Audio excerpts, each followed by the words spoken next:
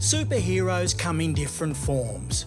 They can be young children, and they can be champions from the sporting world. AFL icons Nick and Zak Riewoldt are fundraising for Maddie's vision, a cause inspired by the life of Maddie Riewoldt, who was Nick's sister and Zak's cousin.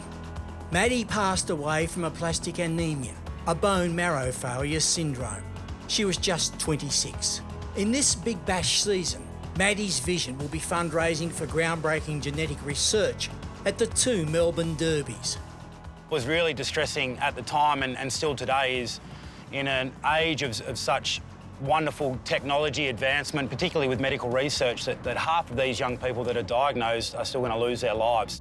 Teaming up with the Renegades and the Stars for the Big Bash is a great way to get the message out there and to also raise funds. We've met some amazing people along the journey that are continuing to fight like Maddie, as Maddie did for those 5 years, and some real true warriors. 5-year-old Zak Oliver first showed signs of illness when he was just 2 weeks old.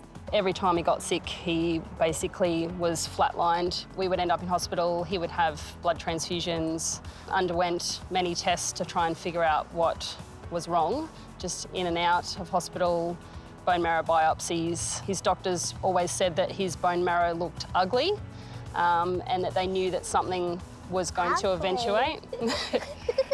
That something was going to eventuate. He was offered the new genetic test, and it discovered a gene mutation, one that indicated he would likely have leukemia at some point in his life. He's had a preemptive bone marrow transplant.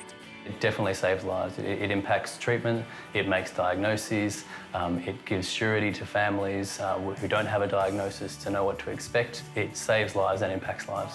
He's getting back to his normal self. He's got that cheeky crazy in his back. It's really good to see he's riding his bike again now and running around like crazy and terrorising the dog, which is the old Zak. All we wanted out of this whole thing was just to see him go to school and be able to do normal things and just run around and be a kid. The technology we use is expensive. The people we need to interpret these mutations are highly trained, and we can't do any of this without funding. We just really encourage everyone to dig as deep as you possibly can. We know Australians are so good at being able to do that, and we've got the technology at the stadium for people to be able to do that, and obviously online. We'd love that other families have the same opportunities that we had in terms of getting the answers that they need and getting the treatments required so their kids can go on and live a happy life like Zak.